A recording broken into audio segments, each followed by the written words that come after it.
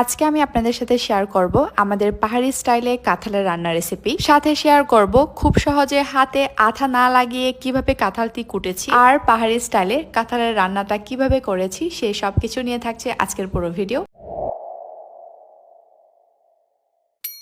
রান্না করা হতো মাংসের পরিবর্তে। সেই মজাদার কাঁঠালের রান্না তরকারির জন্য চলে আসছি কাঁঠাল পাড়তে। গ্রামে আসলে যেন আমার ভাইয়ে আমার সঙ্গী, সে আমাকে সব কাজের জন্য সব সময় সাহায্য করে। তবে সে সামনে মাস থেকে আমাদের সাথে সিটিতেই থাকবে, মানে সিটিতেই চলে আসতেছে। এখন একটু চিন্তায় পড়ে গিয়েছি, গ্রামে গেলে আমাকে ভিডিও করার জন্য কে সাহায্য করবে। এই যে আপনারা গ্রামে আমার যতগুলো ভিডিও দেখে থাকেন, ভিডিও পিছনে কিন্তু আমার ভাই রয়েছে। সেই সব সময় আমাকে ভিডিও বা সবকিছুতেই সাহায্য করে থাকে। আমাদের রান্নার জন্য যে কাঁচা কাঁঠালটি দরকার ছিল সেটা আমরা ছিঁড়ে নিয়েছি। এখন খুঁজতে যাচ্ছি পাকা কাঁঠালের জন্য। এখন আপনারা বলবেন কেন আমার ভাইকে এত বড় গাছে উঠতে দিয়েছি। কোনো ব্যাপার